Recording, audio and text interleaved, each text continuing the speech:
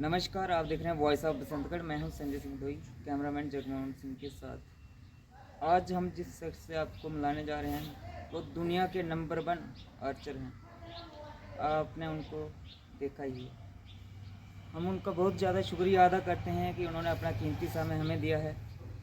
राकेश जी, बहुत बहुत शुक्रिया जो आपने अपना कीमती टाइम हमें दिया है। जय माता दी। संजय जी, बहुत बहुत शुक्रिया आपका। राकेश जी, इस लाइन में आप कब आए? संजय जी, 2017 जुलाई में मैंने आर्चरी स्टार्ट की थी अपने कोच श्री कुलदीप कुमार वेदवान और श्रीमती अभिलाषा जी के under Shri Mata Vaishno Devi shrine board archery academy में। और तब से लेके आज तक मैं वहीं हूँ और सिर्फ आर्चरी ही करता हूँ। सबसे पहले हम ले चलते हैं आपका बचपन कैसे बीता? सर, बचपन तो देखिए, आपने अपनी पढ़ाई कौन से स्कूल से की शुरू? गाँव में रहने वाले हैं और मिडिल स्कूल लटोरी धनौड़ी में है, वहाँ से मेरी 8th तक की पढ़ाई हुई और उसके बाद हायर सेकेंडरी स्कूल कटरा में मैंने 12th की। और उस वक्त जो यार दोस्त थे, क्या वो आज भी आपको मिलते हैं वैसे? कुछ मिलते रहते हैं, ज़्यादातर तो नहीं मिलते हैं, लेकिन कुछ दोस्त हैं मेरे जैसे हाई सेकेंडरी स्कूल के अपने अश्वनी दत्त शर्मा हैं, रंगेश सिंह जी हैं, निखिल शर्मा जी हैं, अजय हैं, पवन हैं, जो भी टेलीविज़न के रियासी डिस्ट्रिक्ट के प्रेसिडेंट भी हैं। तो ये कुछ दोस्त हैं जो मिलते रहते हैं, इनसे बातचीत होती रहती है। स्कूल टाइम में ऐसे आपने कोई ऐसे सीन किए हों जो आज भी आपको याद हैं?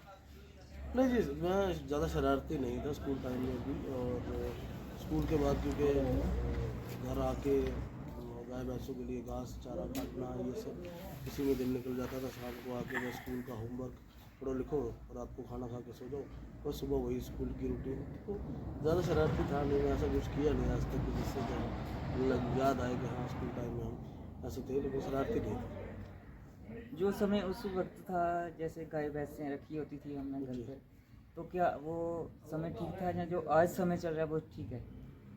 देखिए, इंसान, मैं समझता हूँ कि इंसान अगर थोड़ा बहुत कुछ ना कुछ काम करता रहे तो उसका शरीर तंदुरुस्त रहता है। तो वो समय बहुत अच्छा था। गाय भैंसें थी, दूध दही घी घर का वो एकदम प्योर मिलता था, जो आज के टाइम पे मिलना थोड़ा सा मुश्किल है। क्या कारण है इसका, मतलब मिलना मुश्किल है? क्यों ये दिन पे खत्म होता जा रहा है या कोई करना नहीं चाहता? ये ख़त्म होने की बात नहीं है, जो लोग करते हैं वो आज भी कर रहे हैं। लेकिन आज आप देखोगे कि अभी मेरे जैसा आदमी जिसको ये सब चीज़ें पसंद है, घर की भैंस हो गाय हो, उसको चारा डालो, सुबह शाम दूध पियो, दही, वो सब मुझे काफ़ी पसंद है ये सब चीज़ें, और मैंने काफ़ी की भी हुई हैं। लेकिन आज के टाइम पे अगर कोई देखे तो मैं तो नहीं कर पाऊँगा। और दूसरी चीज़ ये है कि अगर मैं कहूँ कि हाँ भाई मेरी वाइफ है वो से ये सब कर लेंगी, तो उनका सारा टाइम मेरी देखभाल में और बच्चे की देखभाल में निकल जाता है। गाय भैंसों के लिए टाइम नहीं रहेगा। लेकिन हाँ, लोग कर सकते हैं और मैं मानता आज हूँ। भी हम जहाँ पर पहुँचे तो आपने काफ़ी ज़्यादा फल और सब्जियाँ वगैरह लगाए हुए हैं, हम कृषि भी देख पा रहे हैं। ये आपने खुद लगाई हैं या? नहीं, ये सब मेरी वाइफ और मेरी मम्मी ने करा है। थोड़ा बहुत तो देखो जो हम कर सकते हैं। आजकल तो लोगों के घरों में आप जाओगे तो पूरा का पूरा आपको फर्स्ट टाइल ही मिलेगा, लेकिन मेरे घर में ऐसा नहीं है। मैंने थोड़ी थोड़ी जगह रखी हुई है, काफ़ी फूल तो मुझे काफ़ी पसंद है। अपने घर की सब्जी, मूली हो चाहे लहसुन हो चाहे प्याज हो, ये सब लेकिन नेचुरल होता है ना, नेचुरल जो खाने का नेचुरल है अलग वो ही कुछ। नेचुरल ही है। जब आप इस बोर्ड में आए, जो जैसे बचपन आपका कॉलेज वगैरह हुआ, जी, इसके बाद आपने कौन कौन से ऐसे मतलब काम किए हैं अपनी लाइफ में? देखिए, मैं सबसे पहले तो मैंने स्टार्ट जो किया था वो प्लम्बर का काम से किया था। और बीच बीच में जब प्लम्बर का काम नहीं होता था तो मैं राजमिस्त्री का काम भी कर सकता उस कर ले। वक्त क्या दिहाड़ी वगैरह, मजदूरी वगैरह क्या मिलती थी? 80 रुपये। उससे जब मैंने स्टार्ट किया था तो 80 रुपये मिलता था। तो कभी कभी फिर अगर टाइम हो तो पापा के साथ कारपेंटर का भी कर लेता था, जो काम मिल जाए वो कर लेता था। लेकिन हाँ, मेन काम जो मेरा था वो प्लम्बर का था। और मुझे 3 साल, क्योंकि 2005 में प्लम्बर का काम शुरू किया था, और 2-2.5 साल मुझे अच्छे से याद है, 2-2.5 साल मुझे सिर्फ 80 रुपये ही देने में मिलते हैं। जैसे आप सपोर्ट में आए, आपकी मुलाकात कैसी है कोच सर से? देखिए कोच सर से मुलाकात वो देखो भगवान जब आप पे कृपा करते हैं तो वो बताते नहीं हैं। तो मेरी मुलाकात मेरे कोच सर से बस इसी ऐसे ही हो गई थी। कोच सर रोड पे बैठा था, मोबाइल रिचार्ज कर रहा था, कोच साहब से मुलाकात हो गई। और मैं आपको बताता हूँ कि ज़िंदगी में वैसे तो हमारे 33 करोड़ देवी देवता हैं, लेकिन मेरे लिए सिर्फ 3 ही भगवान हैं। मेरी माँ सबसे बड़ा भगवान है, मेरे पिता और मेरे कोच। आज मेरे पिता 2022 में परलोक से जा गए थे, लेकिन आज मेरे कोच ने ही मेरे पिता की जगह भी ली है और वो मेरा पूरी अच्छे से ख्याल रखते हैं। तो वही मेरे लिए सब कुछ है। उन्होंने मुझे आर्चरी सिखाई है, उन्होंने मुझे यहाँ तक पहुँचाया है। तो मुझे उम्मीद है कि जो मेरा सपना है 2028 LA पैरालंपिक में गोल्ड मेडल लेना, उसमें भी वो भरपूर योगदान देंगे और मुझे अच्छे से तैयारी करवाएंगे ताकि वो मेडल मिले सके। अभी तक आपने कितने मैच खेले हैं और कितने जो गोल्ड मेडल हैं, कितने ब्रॉन्ज हैं, कितने सिल्वर हैं? अभी तक 16 इंटरनेशनल कंपटीशन खेले हैं और 33 इंटरनेशनल मेडल हैं, जिसमें 18 गोल्ड है, 8 सिल्वर है और बाकी ब्रॉन्ज है। तो गोल्ड कितने लाए? 18 गोल्ड। जब आप गोल्ड मेडल इंडिया के लिए लाते हो, उस वक्त मतलब जब दिल्ली पहुंचते हो तो आपका स्वागत करने के लिए वहाँ पर कौन कौन पहुँचते हो? देखिए सर, जब हम लोग देश के लिए गोल्ड मेडल जीतते हैं उस समय हमारे स्वागत के लिए चाहे कोई ना आए, लेकिन ऐसा मतलब ऐसा वर्ल्ड आर्चरी में ऐसा प्रावधान है कि जो खिलाड़ी गोल्ड मेडल लेगा उसके देश का राष्ट्रीय गान बजता है। और उस समय किस तरह का मतलब फील होता है आपको? उस समय हमारा झंडा सबसे ऊपर जाता है। तो वो जो फीलिंग है ना, वो हमारे लिए सबसे बड़ी फीलिंग है, क्योंकि हम वो कारण बनते हैं हम लोग, क्योंकि हम लोगों ने गोल्ड मेडल लिया है और हमारे देश का राष्ट्रीय गान गाया जाएगा और हमारे देश का झंडा सबसे ऊपर जाएगा। इससे बड़ी खुशी की बात एक देशवासी के लिए नहीं हो सकती है। लेकिन हाँ, उसके बाद जब हम लोग दिल्ली आते हैं तो हमारे आर्चरी एसोसिएशन के लोग हमसे मिलने आते हैं, स्पोर्ट्स अथॉरिटी के लोग हमसे मिलने आते हैं, वो हमें एयरपोर्ट पर आकर रिसीव करते हैं। वो खुशी एक अलग खुशी है, लेकिन वो जो झंडा ऊपर जाता है ना संजय जी, वो उससे बड़ी फीलिंग कोई नहीं दुनिया में। किस तरह लगता होगा ना मतलब कि वो किसी और देश में जाकर जब अपना तिरंगा जो है ऊंचा एक शान होती है ना? देखो वो फीलिंग मैं शब्दों में बयान नहीं कर सकता, बस उस टाइम तो आंखों से आंसू निकलते हैं। बात है। तो जब आप दिल्ली में पहुंचते हो गोल्ड मेडल ला के, सेंट्रल गवर्नमेंट की तरफ से जो प्राइज़ मनी मिलती है, जी हर मतलब जब भी खिलाड़ी मारे जाते हैं उनके लिए रखा होता है प्राइज़ मनी, इतना मिलना है। जी। तो आपको उसका कितना बेनिफिट मिला है? देखो जो प्राइज़ मनी मिलता है वो सिर्फ एशियन गेम्स और ओलंपिक का जो है वो उसी वक्त मिल जाता है। एशियन गेम में होता है गोल्ड का 50 लाख, सिल्वर का 30 लाख और ब्रॉन्ज का 20 लाख। और पैरालंपिक की अगर मैं बात करूं तो पैरालंपिक में गोल्ड का 75 लाख होता है, सिल्वर का 50 और ब्रॉन्ज का 30 लाख। वो प्राइस वो चेक हमें उसी दिन मिल जाता है जिस दिन हम लोग देश में आते हैं। अगर रात होगी तो नहीं दूसरे दिन मिलेगा, नहीं तो अगर दिन है तो उसी दिन स्पोर्ट्स मिनिस्टर जो है हमारे प्रेजेंट होंगे, वो हमें उसी दिन चेक दे देते हैं और वो पैसा में हमारे अकाउंट में आ जाता है। और उस पैसे का फ़ायदा ये होता है कि उस पैसे का हमें को टैक्स भी नहीं लगता। तो वो सेंट्रल गवर्नमेंट की तरफ से बाकी जो हमारे कंपटीशन होते हैं, जैसे वर्ल्ड चैम्पियनशिप हो गया या एशियन चैम्पियनशिप हो गया, तो उनके लिए जो सेंट्रल गवर्नमेंट से कैश प्राइज मिलता है उसका एक फॉर्म निकलता है टाइम से। वो फॉर्म एफिडेविट के साथ हम लोग भरते हैं और वो उसमें हमारा अकाउंट नंबर होता है, वो पैसा हमारे अकाउंट में सीधा आ जाता है। और जो हमारे देश के प्रधानमंत्री श्री नरेंद्र मोदी जी, आप उनसे भी मिले थे, उस वक्त की क्या फीलिंग रहती है उनके सामने? अगर आप जब गए, आपको बुलाया गया वहाँ पर? देखिए, हमारे देश के माननीय प्रधानमंत्री श्री नरेंद्र भाई मोदी जी जैसा लीडर अगर मैं कहूँ तो मैंने आज तक नहीं देखा। जब मैं टोक्यो पैरालंपिक खेलने के बाद उनसे मिलने गया था तो हम लोग 53 एथलीट थे, 53 एथलीट। तो वो 53 के 50 एथलीट को उनके नाम से जानते थे। तो मुझे नहीं लगता है कि कोई ऐसा और भी होगा जो मतलब 53 लोगों को जो भारत के कोने कोने से आए हुए हैं उनको अपने नाम से जानता होगा। और अभी जब हम लोग टोक्यो गए थे तो हम लोग 84 थे। तो वो 84 को भी उनके नाम से जानते थे। ज़रूरी नहीं है कि जो पिछली टोक्यो गए थे वही पेरिस भी गए होंगे, ऐसा तो नहीं है, क्योंकि नए खिलाड़ी भी आ रहे हैं, नए को भी मौका मिल रहा है, पुराने भी जा रहे हैं। तो उनके जैसा तो मुझे आज तक कोई नहीं लगा जो जब उन्होंने। आप उनसे मिले तो किस तरह की फीलिंग थी आपके पास? सर फीलिंग देखो, वो देश के प्रधानमंत्री आप कह सकते हो कि सेकंड मैन, क्योंकि देश के राष्ट्रपति जो है वो फर्स्ट मैन होते हैं, तो देश के प्रधानमंत्री यानी कि सेकंड मैन। आप ये मान के चलिए कि अगर राष्ट्रपति जो पिता हैं तो प्रधानमंत्री जो हैं वो चाचा जी हैं।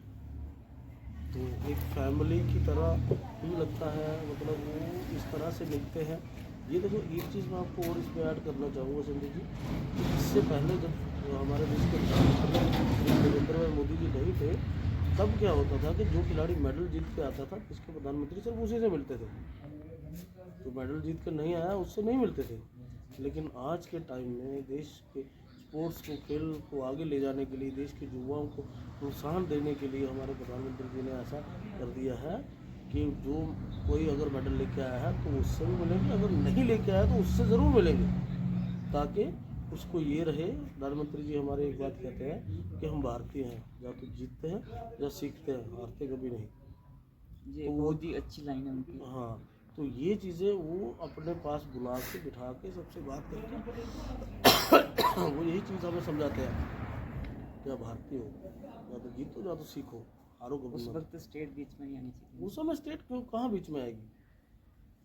उस समय देखो स्टेट का तो रोल ही नहीं होता ना, जब आपको बेच सेंटर रहा है, बिल्कुल। आपको खेलने सेंटर बेच रहा है, आपको आपकी फ़्लाइट टिकट, आपका वहाँ रहने का खर्चा, खाने का खर्चा सब सेंटर दे रहा है, तो वो सेंटर की जिम्मेदारी होती है। और प्रधानमंत्री जी जब हमें बुलाते हैं, जब आप ये मान के चलो कि अगर 64 या 84 एथलीट है तो 84 आपको रूम्स भी चाहिए ना, और 84 एथलीट के साथ कोचिज़ कितने होंगे, उनके साथ फिजियोज कितने होंगे, उनके साथ मैश्योर कितने होंगे, और जैसे व्हीलचेयर वाले हैं उनके साथ तो स्क्वाड भी होंगे, तो वो करीब करीब 200 लोग हो जाते हैं।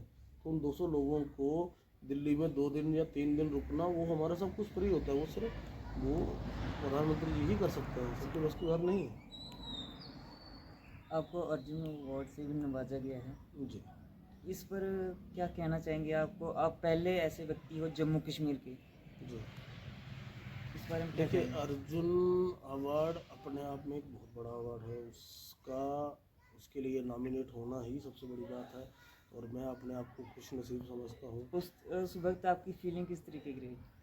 देखिए राष्ट्रपति भवन आप प्रधानमंत्री जी से कभी मिल सकते हैं, लेकिन राष्ट्रपति भवन में जाना और हमारे राष्ट्रपति जी से मिलना, वो एक आम आदमी, मेरे जैसे आम आदमी के लिए बहुत बड़ी बात है।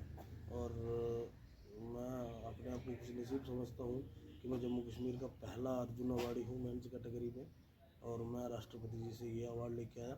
काफ़ी खुशी होती है उस समय की फीलिंग, मैं आपको बताया ना कि वो उस समय वही फीलिंग होती है कि हमने अपना तिरंगा विदेश में जाके ऊपर चढ़ा दिया, तो वो फीलिंग जो होती है वो आप उसको लफ्ज़ों में बयान नहीं कर सकते हो। जैसे आपसे हमारे श्री नरेंद्र मोदी जी मिले, जी उस वक्त आप उसके बाद जम्मू में पहुंचे होंगे आप, जी तो जम्मू के सीएम आपके पास पहुंचे हैं या मिले हैं आपसे कभी?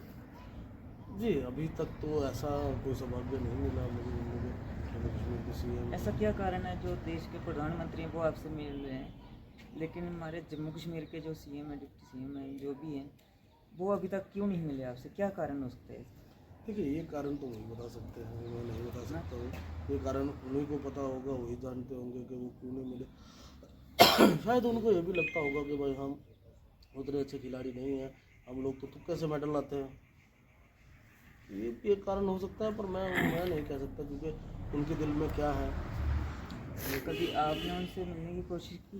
देखिए हम कोशिश तो बथेरी कर ली। देखिए अब मुख्यमंत्री जी हैं तो उनसे आप ऐसे तो मिल नहीं सकते, इसके लिए आपको पहले अपॉइंटमेंट लेना पड़ेगा, आपको मेल करनी पड़ेगी, आपको बताना पड़ेगा कि आप कौन हो, आपको उनसे क्यों मिलना है, वो पर्पज़ आपको बताना पड़ेगा। तो ये सब मैंने 1-2 बार ट्राई कर चुके हैं, तो अभी तक तो ऐसा मुझे कोई रिप्लाई आया नहीं कि मैं उनसे मिलूँ।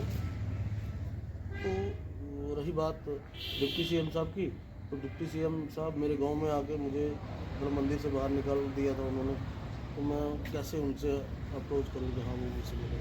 तो ये सब अगर ऐसी बात हो, बड़ा अफसोस होता है कि जब हमारे देश के लिए जो गोल्ड मेडल लाते हैं उनको अगर किसी कोई अलग फंक्शन है वहाँ पर बुलाया गया है और वो वहाँ पर जाते हैं, उनका सम्मान करने की जगह उनको बाहर निकालना, ये किस तरीके का मतलब जी उनका वो है रवैया है, सोचने वाली बात है। आप लोग भी कमेंट में इस बात को अपने तरीके से ज़रूर रखें। और भी हम इनसे बातचीत करते हैं और किन परेशानियों को है जम्मू कश्मीर को अभी भी जो स्पोर्ट्स को लेकर है, तो किस परेशानियों का अभी भी सामना करना पड़ रहा है। देखिए स्पोर्ट्स में परेशानियाँ तो काफ़ी आती हैं। जम्मू कश्मीर में स्पोर्ट्स का उतना कल्चर नहीं है। जम्मू कश्मीर में स्पोर्ट्स का मतलब है फुटबॉल, क्रिकेट, लेकिन मुझे यहाँ तक मुझे लगता है क्रिकेट बहुत अच्छी गेम है, फुटबॉल बहुत अच्छी गेम है आप खेलिए, लेकिन आपको दूसरे स्पोर्ट्स के बारे में भी सोचना चाहिए। दूसरे स्पोर्ट्स के बारे में भी सोचना चाहिए, जैसे वुशु है, काफ़ी अच्छे जम्मू कश्मीर के जम्मू के काफ़ी अच्छे खिलाड़ी हैं, उसमें काफ़ी वर्ल्ड लेवल पे काफ़ी मेडल भी उन्होंने ला रखे हैं। तो उनको स्पोर्ट्स पर्सन को आउटस्टैंडिंग स्पोर्ट्स पर्सन में जॉब, उनका जो भी उनका कैश अवार्ड बनता है वो उनका कैश अवार्ड, मैं ये नहीं कहता, मैं किसी को ये नहीं कहता कि सरकार को या काउंसिल को या सीएम साहब को कि आप किसी को ज़्यादा दो, लेकिन जो उनका स्पोर्ट्स पॉलिसी के तहत, स्पोर्ट्स पॉलिसी में जो लिखा गया है, स्पोर्ट्स पॉलिसी जो गवर्नमेंट की तरफ से अप्रूव हुई है, उसके तहत उनका जितना बनता है उनको दिया जाए, ताकि और ज़्यादा बच्चे, अगर आप जम्मू कश्मीर में स्पोर्ट्स कल्चर को बढ़ाना चाहते हैं तो जम्मू कश्मीर में आपको ये सब करना पड़ेगा।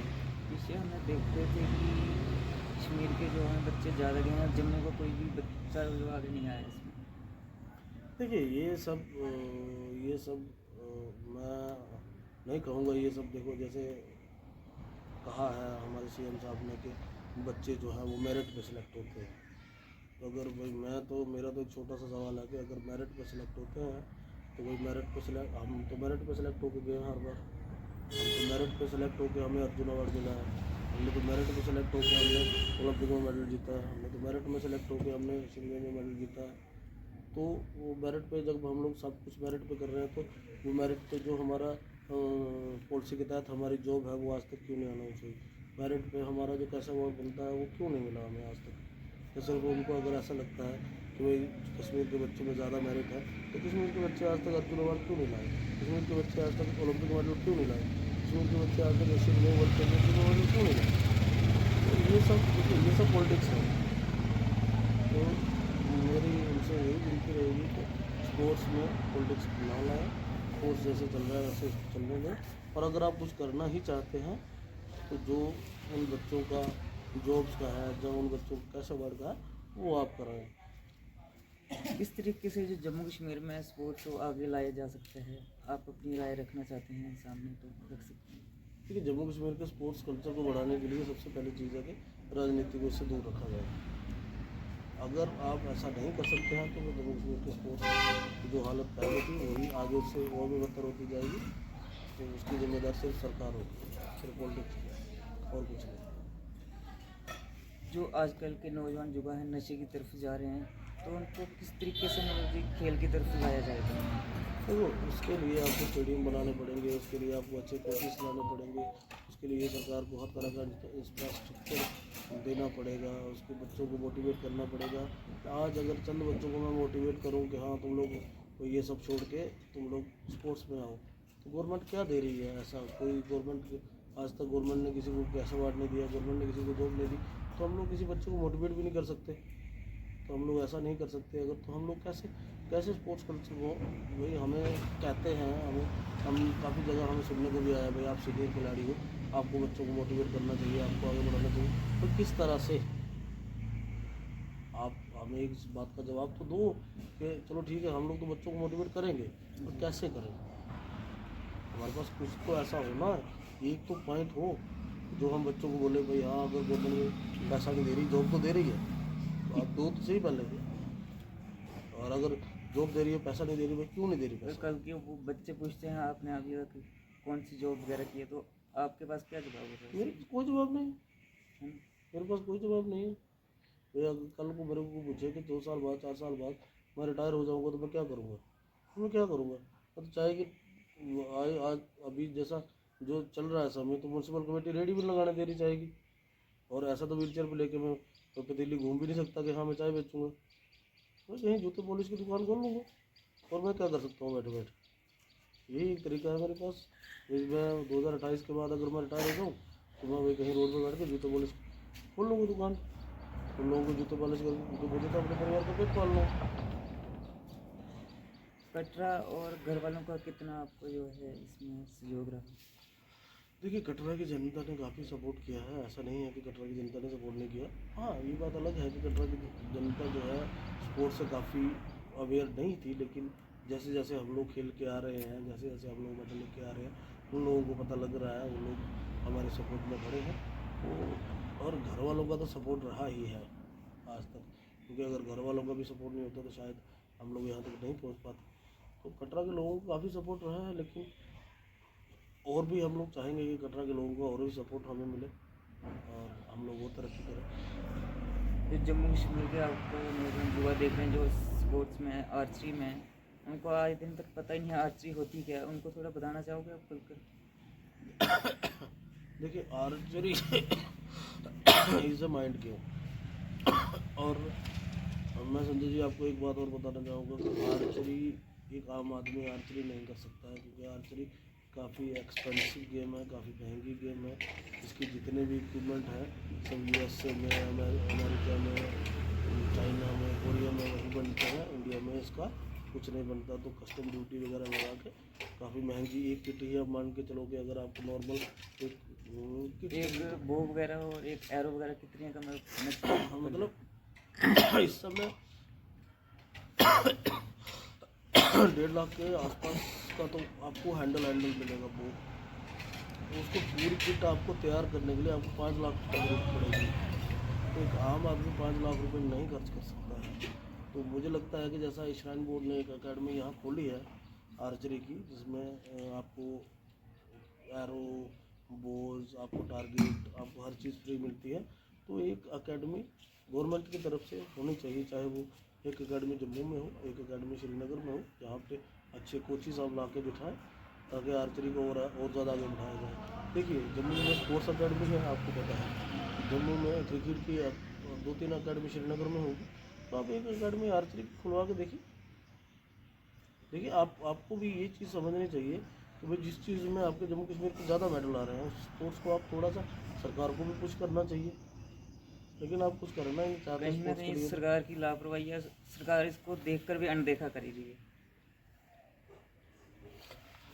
देखिए, ये बात कहना बहुत आसान है, हम लोग घर बैठ के कह देते हैं कि सरकार कर नहीं रही। मुझे भी नहीं लगता कि सरकार कुछ कर रही है, क्योंकि अगर कर रही होती, पिछले 2 साल हो गए सरकार बने हुए, सरकार कुछ ना कुछ कहीं ना कहीं तो कुछ तो होता। तो क्या कह सकते हैं, इससे ज़्यादा तो मैं कुछ कह नहीं पाऊँगा, क्योंकि अगर मैं ज़्यादा सरकार के खिलाफ बोला तो मुझे शायद सरकार की तरफ से ऐसी फटकार मिले कि मैं आर्चरी कर ही ना पाऊँ, मैं कहीं घर से भी बाहर ना निकल पाऊँ। ऐसा भी प्रावधान हमारे जम्मू कश्मीर में है। तो मैं ज़्यादा बोलूँगा नहीं इसके बारे में।